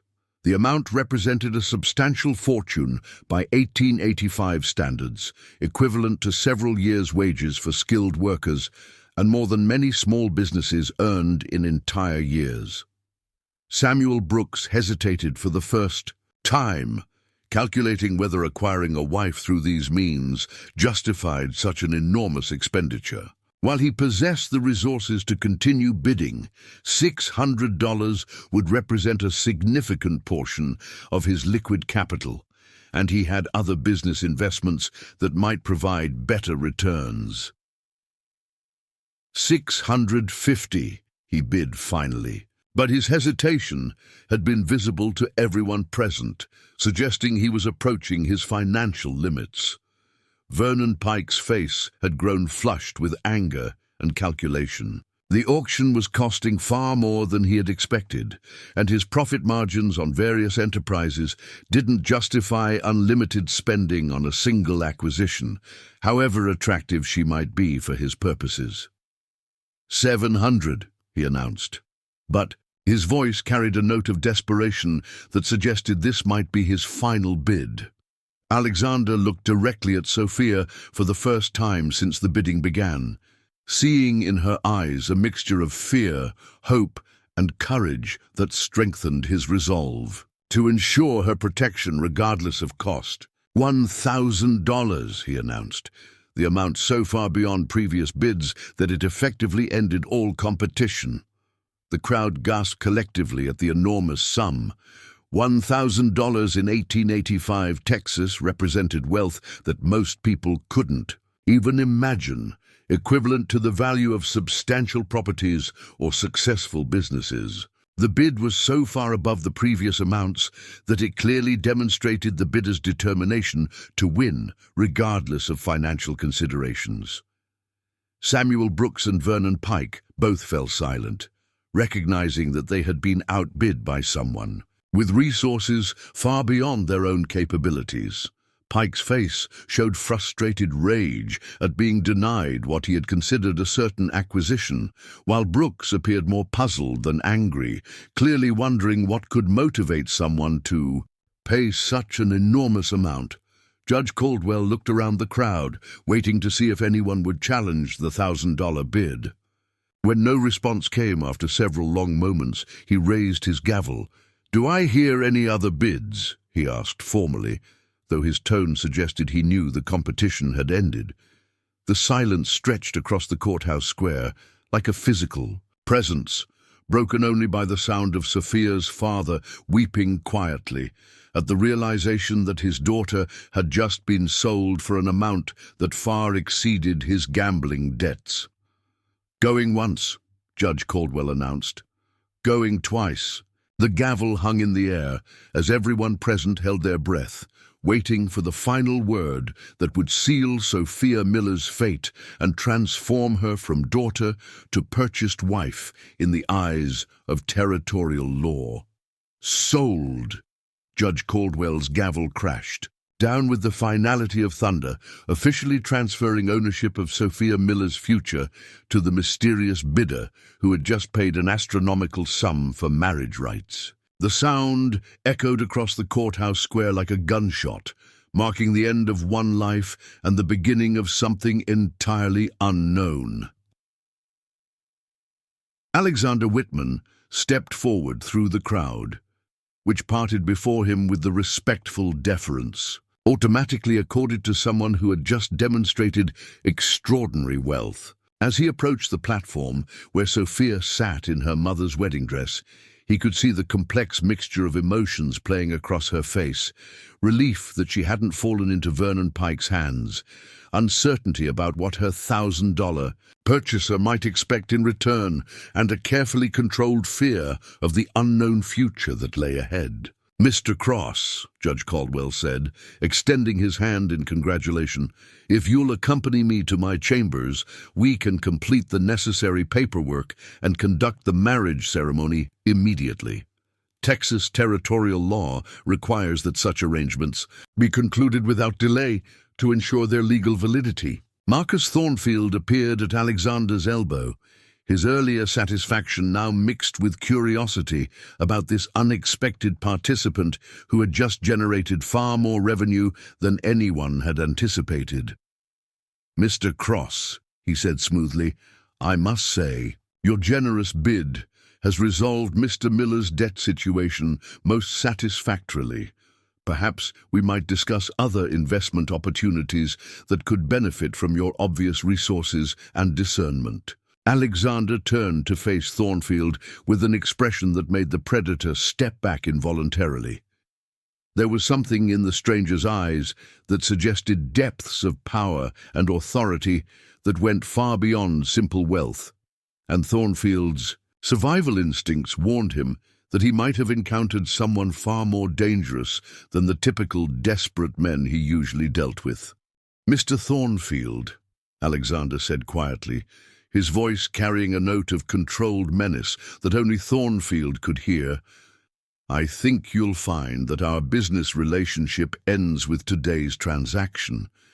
In fact, I suspect you'll find it advisable to conclude all your business relationships in Millbrook rather quickly." Before Thornfield could respond to this cryptic warning, Alexander turned his attention to Sophia, offering her his hand to help her down from the platform. "Miss Miller," he said with the same respectful courtesy he had shown that morning, "shall we proceed to complete the legal formalities?" Sophia took his offered hand, noting that his grip was firm but gentle, conveying strength without any suggestion of possession or control. As they walked toward the courthouse entrance, she could hear the crowd behind them buzzing with speculation about the mysterious stranger who had just paid a fortune for marriage rights to Millbrook's fallen princess. The marriage ceremony in Judge Caldwell's chambers was brief and clinical, with only the legally required witnesses present. Alexander had requested that Dr. Hayes and Thomas Brennan serve as witnesses, recognizing that these men had participated in the auction out of genuine concern for Sophia's welfare rather than predatory motives. As Sophia spoke the words that legally bound her to a man she had met only hours earlier, she found herself studying Alexander's profile, trying to understand what could motivate such extraordinary generosity from a complete stranger. His demeanor throughout the ceremony was respectful and protective rather than triumphant or possessive, reinforcing her hope that his morning promises might prove genuine. When Judge Caldwell pronounced them legally married, Alexander turned to Sophia with an expression of solemn responsibility rather than husbandly satisfaction. "Mrs. Cross," he said formally, "I believe we have several important matters to discuss in private. Might I suggest we return to your family's home for those conversations?" The walk back to the Miller house was conducted in relative silence, with both newlyweds lost in their own thoughts about the extraordinary circumstances that had just joined their lives together. Sophia felt as if she were walking through a dream, or perhaps a nightmare, where familiar surroundings had become strange and her entire identity had been transformed by legal documents and financial transactions. Once they were alone in the parlor where Alexander had made his morning promises, he turned to face his new wife with an expression of complete seriousness. "Sophia," he said, using her first name for the first time, "before we discuss anything else, I need you to understand exactly who I am and why I came to Millbrook." He reached into his coat and withdrew a leather wallet containing identification documents that bore his real name and credentials. "My name is Alexander Wittman, not William Cross. My family owns the largest ranch operation in South Texas, and I came here specifically to investigate Marcus Thornfield's activities and, if possible, to prevent what happened to you from happening to anyone else." Sophia stared at the documents, trying to process this revelation. "You're Alexander Wittman, as in Wittman Ranch, the cattle empire that supplies half the beef markets between here and New Orleans." "Among other enterprises, yes," Alexander replied. "My family has substantial resources and considerable influence throughout Texas territory. More importantly for your situation, we have the means to ensure that Thornfield never again destroys families the way he destroyed yours." The implications of what she was hearing began to dawn on Sophia. She hadn't been rescued by a moderately wealthy businessman with charitable impulses. She had been saved by someone with the power to reshape entire communities and the resources to take on predators like Thornfield directly. Why? She asked simply. Why would someone with your wealth and position risk exposure to help a stranger? What could you possibly gain from intervening in our situation? Alexander moved to the window, looking out at the street where the crowd from the auction was slowly dispersing. 5 years ago, my sister Margaret died in a riding accident, leaving behind her husband David and their young daughter. I watched David struggle with grief in ways that could easily have led him down the same path your father followed. The only difference was that David had our family's resources and support to prevent him from falling victim to predators like Thornfield. He turned back to face Sophia, his expression reflecting painful memories. I realized that there were countless families facing similar tragedies without anyone to help them, and that parasites like Thornfield were systematically destroying good people during their most vulnerable moments. My family decided that we had both the obligation and the capability to do something about it. Sophia sat down heavily in her mother's favorite chair, overwhelmed by the scope of what she was learning. So this was never about me personally. I was just a case study in your campaign against predatory lending practices. It started that way, Alexander admitted honestly. But from the moment I met you this morning, this became about much more than abstract justice or family obligation. You've shown strength, dignity, and intelligence under circumstances that would break most people. You deserve far better than what happened to you, and you deserve choices about your future that you haven't had until now. Before Sophia could respond, a commotion outside drew their attention to the window. A group of men in official uniforms were surrounding Marcus Thornfield in the courthouse square, and even from a distance they could see legal documents being served and protests being ignored. "What's happening out there?" Sophia asked. Alexander smiled for the first time since she had met him. "Federal marshals executing warrants for Thornfield's arrest on charges of fraud, racketeering, and violation of interstate commerce laws. My family's investigation uncovered evidence of his activities across multiple territories, and the legal system is finally catching up with him." Sophia watched through the window as Thornfield was placed in shackles and loaded into a prisoner transport wagon. The man who had orchestrated her family's destruction and her own humiliation was being arrested just hours after his greatest triumph. The irony was almost too perfect to believe. This means that all of Thornfield's contracts and claims are now under federal investigation, Alexander continued. Your father's gambling debts were part of a systematic fraud scheme, which means they may be legally invalid. The house, the business assets, everything that was taken from your family might be recoverable. The revelation that her family's losses might not be permanent sent Sophia's mind reeling. In the space of a few hours, she had gone from being sold at auction to being married to one of Texas's wealthiest men, to learning that her family's destruction might be reversible. "I don't understand," she said weakly. "If Thornfield's contracts are invalid, then why did you need to participate in the auction at all? Why not simply expose him before the proceedings took place?" Alexander's expression grew serious again.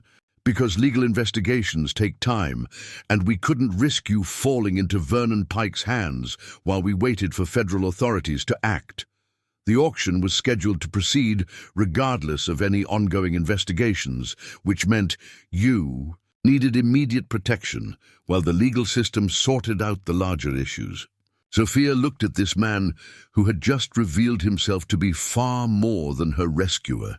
He was the architect of a comprehensive campaign to destroy the criminal enterprise that had devastated her family. "What happens now?" she asked quietly. "What happens to us, to this marriage, to my father, to everything?" Alexander sat down across from her, his expression reflecting the same respectful attention he had shown throughout their brief acquaintance. "That depends entirely on what you want to happen, Sophia. You now have choices that you didn't have." this morning, and I want you to make those choices based on your own preferences rather than gratitude or obligation to me."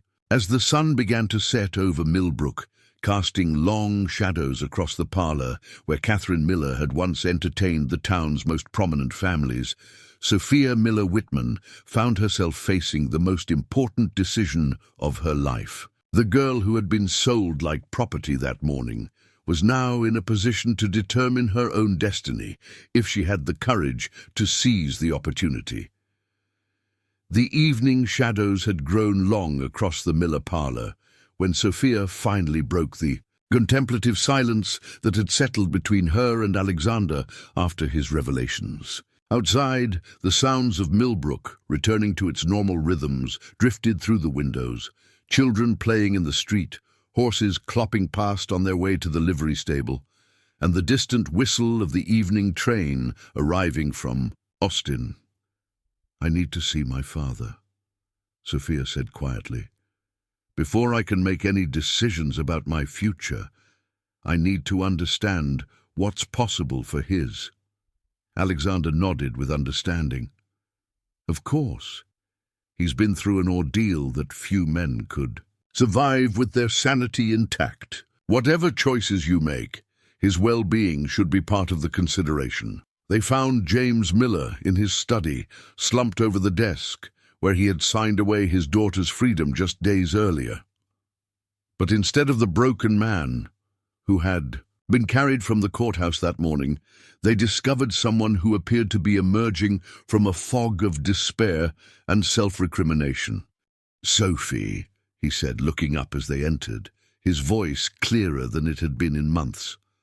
"I've been sitting here thinking about what happened today, about what I've done to our family, about what your mother would say if she could see us now." Sophia knelt beside her father's chair, taking his hands in hers. "Papa, Mr. Cross, that is, Mr. Wittman, has told me that Thornfield has been arrested on federal charges. There's a possibility that his contracts were fraudulent, which might mean that some of what we lost could be recovered." James Miller's eyes widened with a mixture of hope and disbelief. "Fraudulent? You mean the debts, the house, all of it?" Alexander stepped forward, his expression serious but encouraging. "Mr. Miller, my family's investigation has uncovered evidence that Thornfield operated systematic fraud schemes across multiple territories. The gambling games where you lost money were rigged, the contracts you signed contained illegal clauses, and the interest rates charged exceeded federal limits by substantial margins." The older man began to weep, but these were tears of relief rather than despair. "I thought I had destroyed everything. I thought I had lost my mind along with my money. You're telling me that I was deliberately cheated?" "You were targeted specifically because of your vulnerability after your wife's death," Alexander confirmed. "Thornfield specialized in identifying grieving men and systematically destroying them for profit. You were a victim of criminal activity, not a failure of character." Sophia felt a weight lifting from her chest that she hadn't even realized she'd been carrying. For 2 years, she had watched her father descend into what she believed was weakness and moral failure. Learning that he had been the target of systematic criminal exploitation changed everything about how she understood their family's destruction. "What does this mean for us?" she asked. "What can actually be recovered?" Alexander pulled out a folder of legal documents he had been carrying. "The federal investigation has frozen all of Thornfield's assets pending resolution of the fraud charges. This includes the Miller family home, your father's business assets, and most of the money taken through the rigged gambling operations. Recovery won't be immediate. These legal processes take time, but there's every reason to expect substantial restitution." James Miller stood up from his chair, moving with more energy than Sophia had seen from him since her mother's death. "I need to get sober," he said with sudden clarity. "If there's a chance to rebuild, I need to be the man Catherine married, not the broken fool I've become." "Papa," Sophia said softly, "recovery isn't just about getting sober. You've been carrying Grief and guilt that wasn't entirely yours to bear. Understanding what really happened to us might be the first step toward healing. Alexander watched this family reconciliation with quiet satisfaction, recognizing that his intervention had accomplished more than simply preventing Sophia's exploitation. By exposing Thornfield's criminal activities, he had given the Miller family the truth they needed to begin genuine recovery. "Mr. Miller," he said, "my family operates several enterprises that could use an experienced manager once you're ready to return to work. Your background in grain and feed operations would be valuable in our agricultural supply divisions. It would be honest work at fair wages, with the opportunity to rebuild your reputation and your life." The offer of employment seemed to give James Miller something he had been missing for years: hope for a future worth living. "I would be honored to work for the Wittman family," he said with dignity. "But first, I need to get myself right. I need to find treatment for the drinking and come to terms with what I've allowed myself to become." Over the next several hours, Alexander outlined a comprehensive plan that addressed both immediate needs and long-term recovery.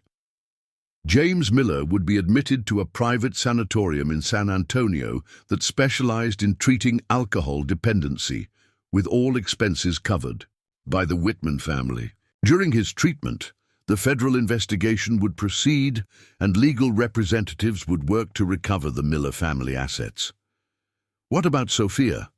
James asked, looking at his daughter with a mixture of love and concern.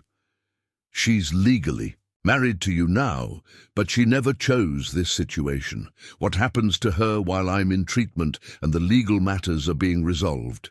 This was the question Sophia had been dreading and anticipating in equal measure. The choices Alexander had promised her were now concrete realities, each with its own implications and consequences. She could accept the marriage as genuine, building a relationship with a man who had shown her more respect and kindness than she had any right to expect. She could accept his financial support while establishing an independent life somewhere far from the memories of Millbrook. Or she could accompany him to the Wittman ranch and take time to decide her future without pressure or immediate commitments. "A choice is entirely yours," Alexander said, addressing Sophia directly. "I meant what I said this morning about wanting you to determine your own future. The legal marriage gives you certain protections and rights, but it doesn't obligate you to anything you don't freely choose." Sophia walked to the window, looking out at the street where she had played as a child, where her mother had taught her to tend flowers, where their family had once been respected and happy.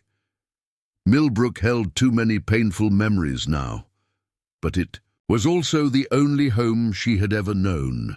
"I want to understand what kind of man you really are," she said, turning back to face Alexander. "Not just what you've done for my family, but who you are when you're not rescuing people from terrible situations.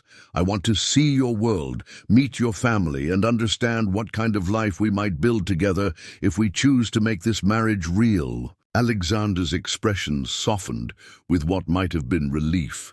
"That seems like a wise approach. The ranch is large enough that you could have complete privacy and independence while you're making your decision. And my family would welcome you regardless of what you ultimately choose about our relationship." James Miller embraced his daughter, holding her tightly for the first time since Catherine's death. "Your mother would be so proud of you," he whispered. "You've shown more courage and strength than I ever managed.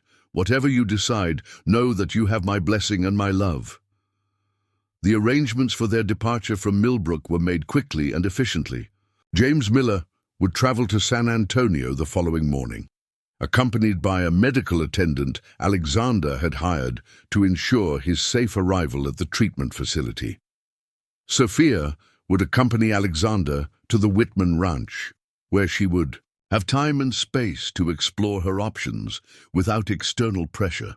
As they prepared to leave the house that had been her home for 20 years, Sophia packed only her most precious possessions, her mother's jewelry, a few books, and the family photographs that documented happier times.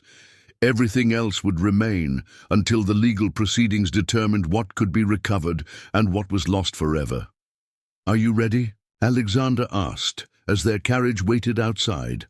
Sophia took one last look around the parlor, where she had learned to read, where her parents had entertained their friends, where she had sat just hours earlier not knowing if she would survive. The day with her dignity intact. "I'm ready," she said, stepping out into the Texas evening air. For the first time in years, she was walking toward an unknown future by choice, rather than being driven toward it by circumstances beyond her control.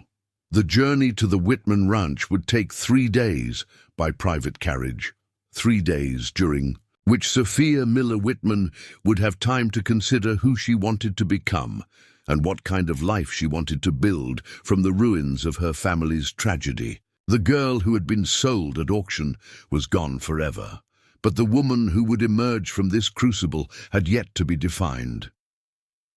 The Wittman ranch revealed itself gradually as their carriage crested the final hill on the 3rd day of travel, and Sophia's breath caught in her throat at the sheer scope of what lay before them. Unlike the rolling Wyoming Territory landscape she had imagined, this was distinctly Texas.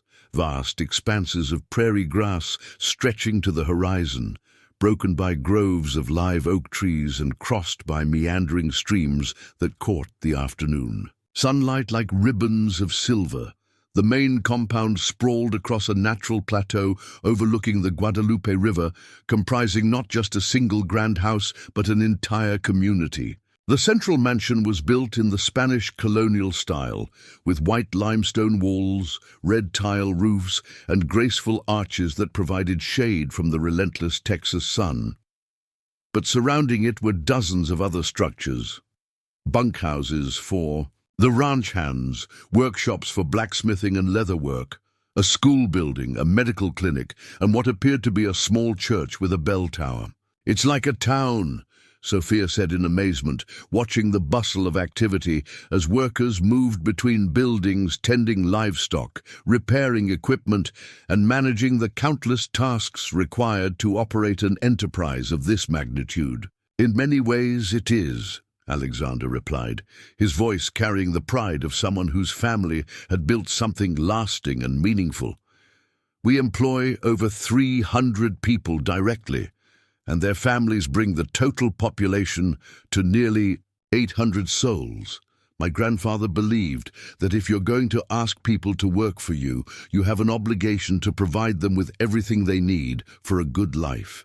As their carriage approached the main house, Sophia could see people emerging to observe their arrival. Unlike the curiosity and speculation she had grown accustomed to in Millbrook, these faces showed respectful interest and what appeared to be genuine welcome. Word of Alexander's mission to rescue someone from Thornfield's schemes had clearly preceded them. The woman who stepped onto the front veranda commanded immediate attention through sheer force of personality rather than physical stature. Isabella.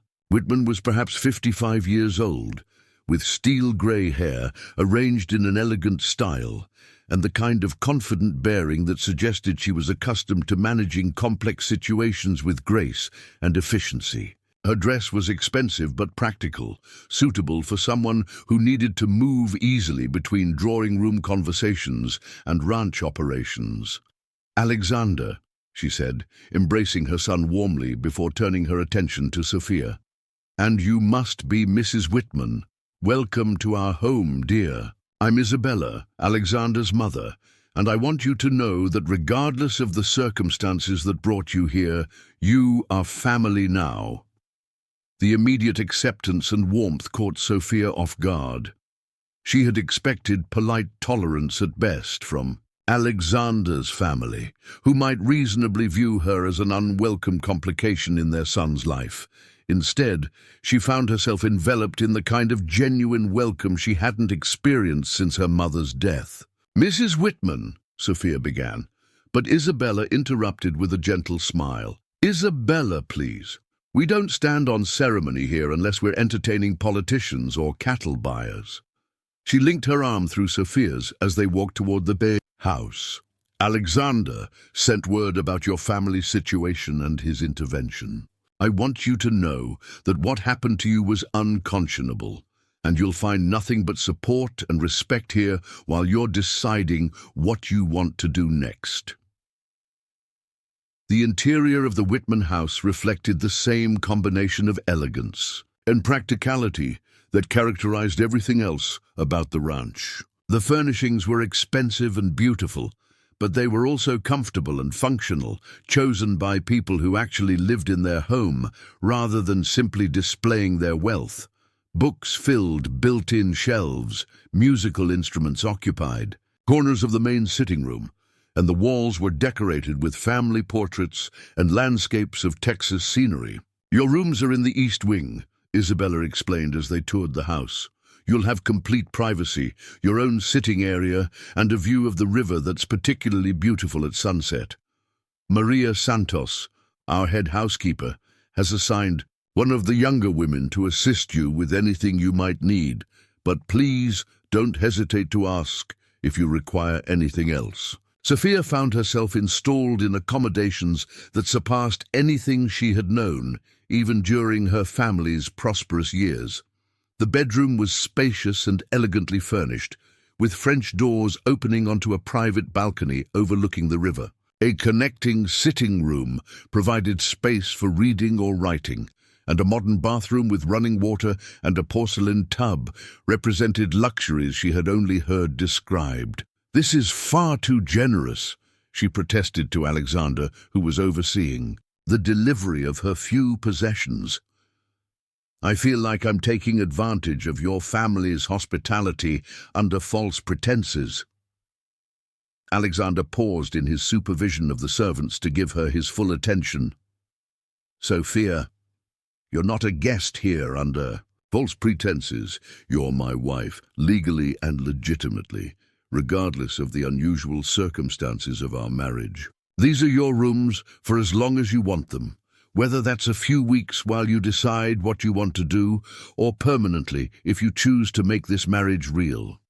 Over the next several days, Sophia began to understand the true scope of the Wittman family's operations and influence.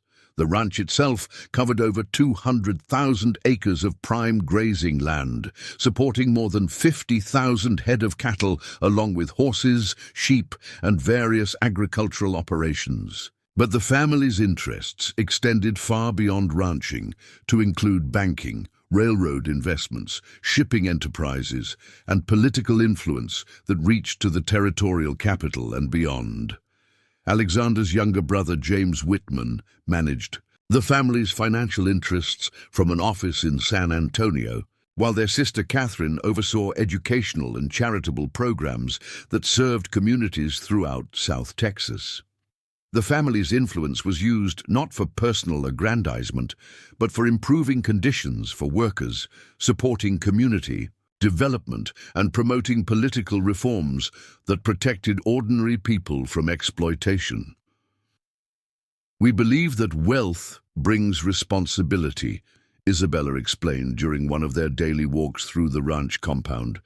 "The Wittman family has been blessed with success, but that success means nothing if we don't use it to help others and improve the world around us." Sophia found herself drawn into various aspects of ranch life, not as an obligation, but because the work was genuinely interesting and meaningful. She spent mornings in the school building working with the teacher to develop reading programs for the workers' children. Afternoons were often devoted to helping Maria Santos manage the complex logistics of feeding and housing several hundred people, a task that required the kind of organizational skills Sophia had developed during her family's difficult years. Most importantly, she began to understand Alexander not as her rescuer or as the heir to a vast fortune, but as a man whose character had been shaped by responsibility, family loyalty, and genuine concern for others' welfare. She watched him settle disputes between workers with patience and fairness, saw him spend hours planning improvements to housing and working conditions, and observed his respectful interactions with everyone, from the youngest stable boy to the most senior ranch foreman. "You're not what I expected," she told him one evening as they sat on her private balcony, watching the sunset paint the river in shades of gold and crimson. "What did you expect?" he asked, genuinely curious about her perspective. Sophia considered the question carefully. "Someone who rescued people as a hobby, I suppose. Someone who could afford grand gestures because the cost meant nothing to him. I didn't expect someone who sees helping others as the central purpose of his life." Alexander was quiet for a moment, watching the last light fade from the western sky. "When you have the resources we have, you can either use them to isolate yourself from the world's problems or to engage with them more effectively. My family chose engagement, and I was raised to believe that our wealth is meaningless unless it serves purposes larger than our own comfort." As the weeks passed, Sophia found herself falling in love not just with Alexander, but with the life his family had created. The ranch was more than a business enterprise.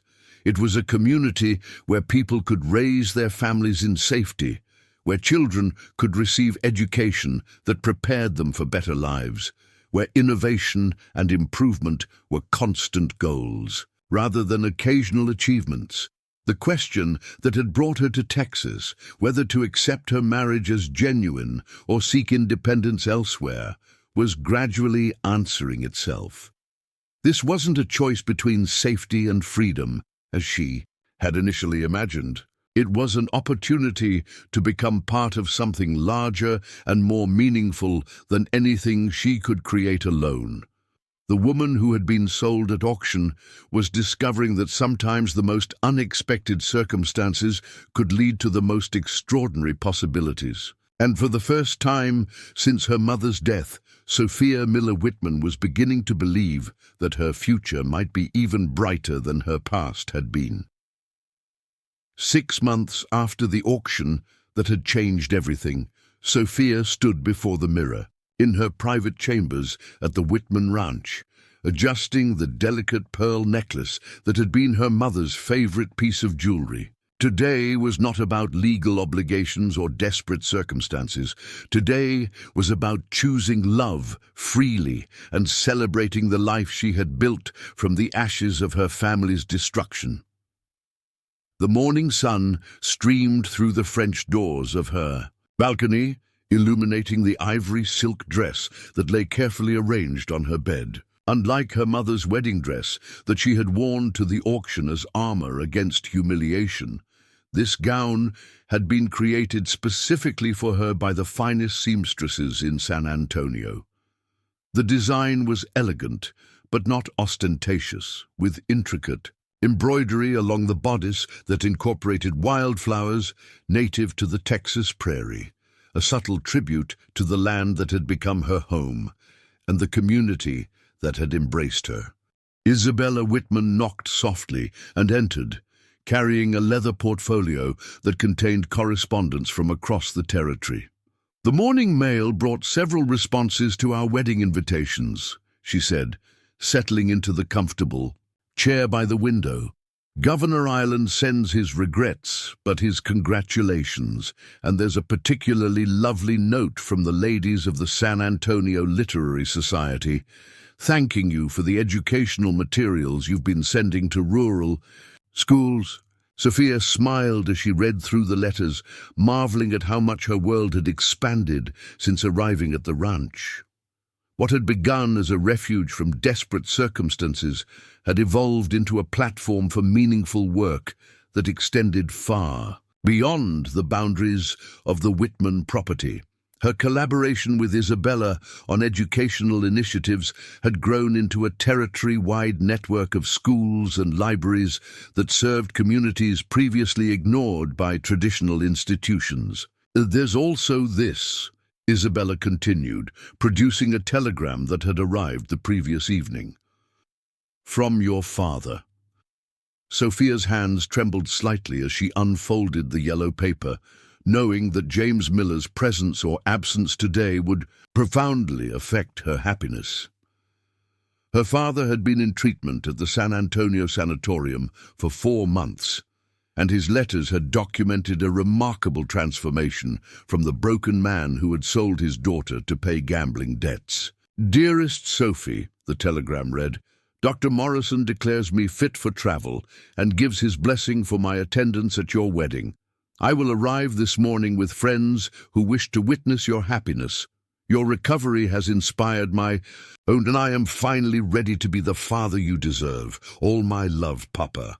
The tears that came were tears of joy and relief. For months, Sophia had wondered whether her father would emerge from his treatment as the man she remembered from childhood, or whether the combination of grief, guilt, and addiction had permanently altered his character.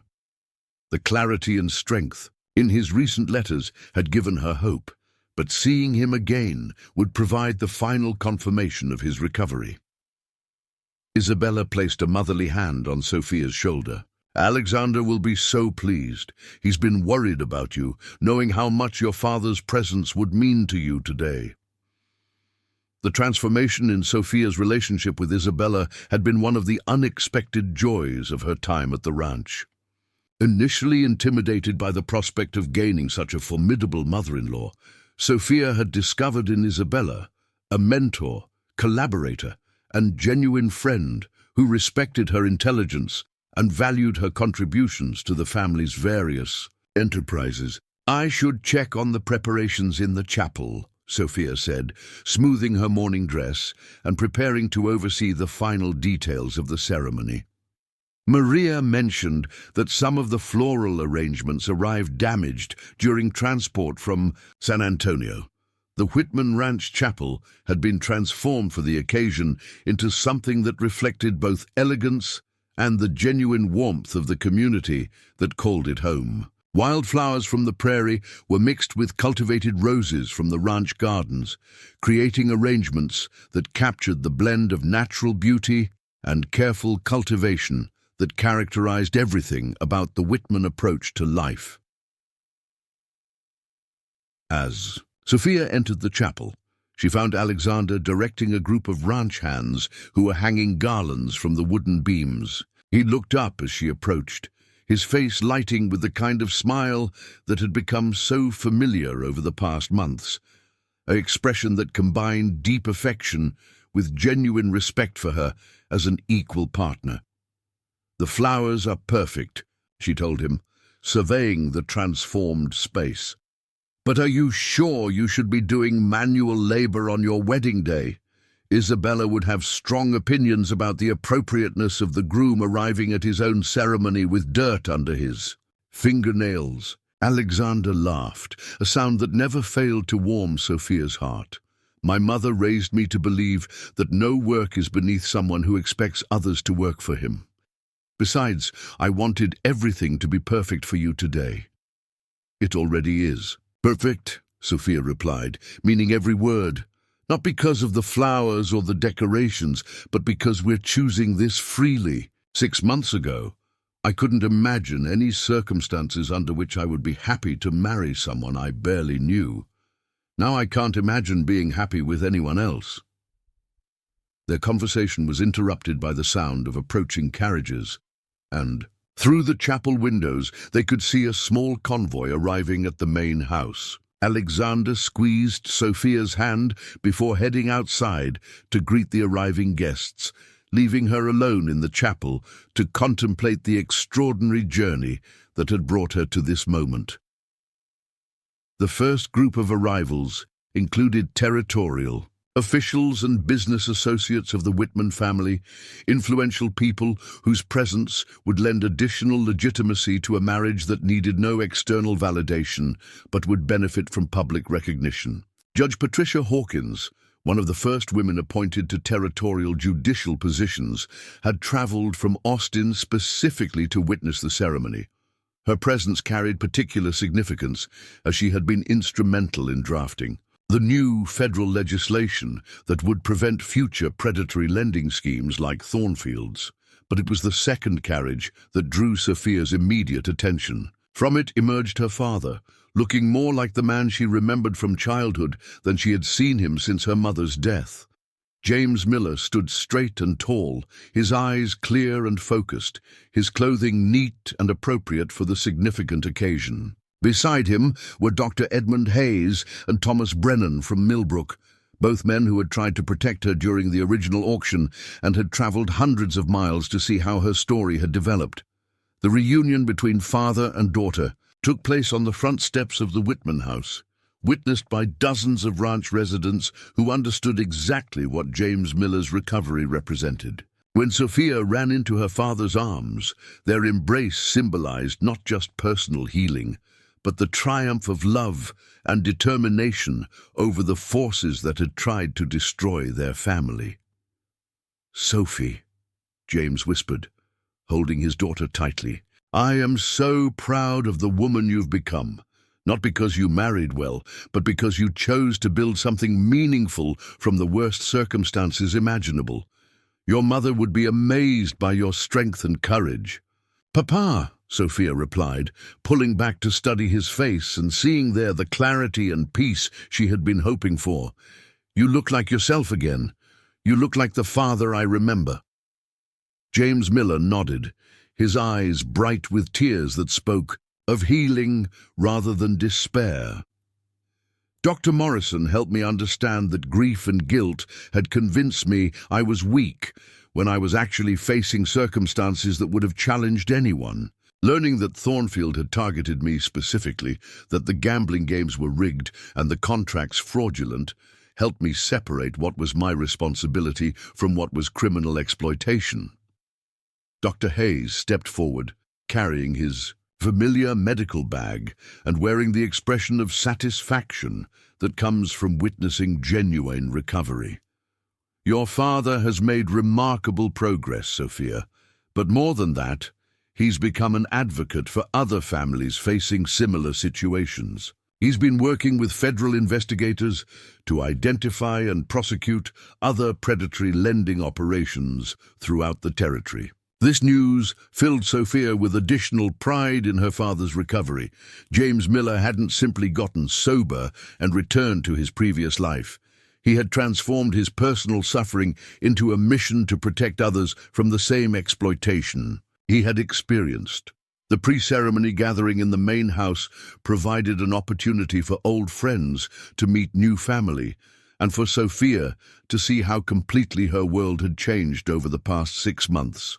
Thomas Brennan, the Millbrook merchant who had bid protectively at the auction, was deep in conversation with Alexander's brother James about expanding trade relationships between their businesses. Dr. Hayes was discussing medical innovations with the ranch's resident physician, Dr. Sarah Martinez, one of the few female doctors practicing in Texas territory. But the most meaningful conversation was taking place between James Miller and Isabella Wittman, two people who understood the challenges of rebuilding life after devastating loss. Isabella had lost her own first husband in an Indian raid 20 years earlier, and had married Alexander's father as much for practical survival as for romantic love. Over time, that practical arrangement had grown into genuine partnership and deep affection, providing a model for how marriages could develop and strengthen under the right circumstances. "Your daughter has brought joy and purpose to our family," Isabella was telling James. "But more than that, she's brought balance to Alexander. He was becoming too serious, too focused on obligation and responsibility. Sophia has reminded him that life should include happiness and personal fulfillment along with duty." As the afternoon progressed and more guests arrived, the Wittman Ranch took on the atmosphere of a festival, celebrating not just a wedding, but the triumph of love over adversity and the power of community to support and heal its members. Ranch workers and their families mingled freely with territorial officials and business leaders, creating the kind of egalitarian celebration that reflected the Wittman family's values and approach to social relationships. The ceremony itself began at sunset, when the Texas sky was painted in shades of gold and crimson that provided a magnificent backdrop for the exchange of vows. Pastor Williams, who had served the ranch community for over a decade, opened the Service, with words that acknowledged the unusual circumstances of Alexander and Sophia's introduction, while celebrating the genuine love that had grown from those challenging beginnings. "Dearly beloved," he said, his voice carrying across the packed chapel and through the open doors to the crowd gathered outside. "We are here to witness the marriage of two people who found each other through adversity and chose to build something beautiful from the fragments of broken dreams. This is not the legal arrangement that circumstances created 6 months ago, but the genuine partnership that love, respect, and shared commitment have created through patience and mutual understanding." Alexander and Sophia had written their own vows, spending weeks crafting words that would accurately express their feelings and intentions. When Alexander spoke first, his voice was steady, but filled with the kind of emotion that made several guests reach for handkerchiefs. "Sophia," he began, looking directly into her eyes, "you came into my life as someone I hoped to help, but you became someone who transformed me completely. You've shown me that true strength isn't about having power over circumstances, but about maintaining dignity, purpose, and compassion despite circumstances that would break many people. You've taught me that the most meaningful work involves lifting others up rather than simply advancing our own interests." He paused, seeming to gather his thoughts before continuing. "I promise to be your partner in all things, in joy and in difficulty, in success and in challenge, in public service and in private moments. I promise to support your dreams as enthusiastically as you've supported mine, to respect your independence while building genuine interdependence between us, and to love you not as someone I rescued, but as someone who rescued me from a life that was comfortable but incomplete." Sophia's response carried the confidence and strength of a woman who had discovered her own worth through the most difficult possible circumstances. Her voice was clear and sure as she spoke words that had been carefully chosen to reflect her journey from victim to partner. "Alexander," she said, her gaze never wavering from his face, "you didn't just save me from an impossible situation. You gave me the time, space, and respect I needed to become the person I was meant to be. You showed me that true strength comes from using whatever power and resources you have to protect and uplift others, rather than simply advancing your own position." She smiled, remembering their early conversations about choice and obligation. "You could have demanded gratitude and submission from someone whose life you had saved. Instead, you offered choices and partnership to someone whose potential you recognized even when I couldn't see it myself. I promise to be your equal partner in building something lasting and meaningful that serves purposes larger than our own happiness. I promise to challenge you when you need challenging, to support you when you need support, and to love you not from gratitude or obligation, but from choice made freely and joyfully every single day." The exchange of rings provided another opportunity for symbolic meaning that reflected their unique relationship. Alexander had commissioned the rings from a master craftsman in San Antonio, requesting designs that would tell their story without ostentation. Each ring was inscribed with words in Spanish that had become their private motto, "Fuerza en amor," strength in love. The inscription represented their shared understanding that the strongest relationships were built not on need, gratitude, or legal obligation, but on mutual respect, shared values, and deliberate choice renewed daily. As Pastor Williams pronounced, "Them husband and wife for the second time," this time by choice rather than legal necessity, the congregation erupted in celebration that seemed to shake the chapel walls. But the most meaningful moment came when Alexander and Sophia turned to face their guests as a married couple, and saw in the crowd of faces not just witnesses to their ceremony, but a community that had supported, encouraged, and celebrated their journey from desperate circumstances to genuine happiness. The wedding feast that followed was a reflection of the Wittman Ranch's diversity and inclusive spirit. Tables were arranged throughout the main compound, accommodating everyone from territorial governors to ranch hands' children, with food representing both elegant culinary traditions and hearty frontier fare. Musicians played everything from classical pieces to folk songs, and the dancing continued well into the night under strings of lanterns that transformed the ranch into a magical celebration ground. The speeches and toasts provided an opportunity for the community to express their feelings about Sophia's transformation and integration into ranch life. Maria Santos, the head housekeeper who had overseen Sophia's initial settlement at the ranch, spoke with tears in her eyes about watching una mariposa emerge from her cocoon, a butterfly emerging from her cocoon. When Senora Sophia first arrived, Maria said in her heavily accented English, she was like a bird with broken wings, beautiful but afraid to fly. We could see her strength, but she could not see it herself. Now she soars higher than any of us imagined possible, and she lifts others with her. She didn't just marry into the Wittman family. She made the family stronger and more complete by joining it. But the most moving tribute came from Judge Patricia Hawkins, who had worked closely with Sophia on educational and legal reform initiatives over the past several months. What happened to Sophia Miller 6 months ago was a tragedy that exposed serious flaws in our territorial legal system, the judge said, her voice carrying the authority of someone accustomed to speaking uncomfortable truths. But what Sophia Wittman has accomplished since then represents the very best of human resilience and community support. She has transformed personal suffering into public service, private recovery into community improvement, and individual triumph into inspiration for others facing similar challenges.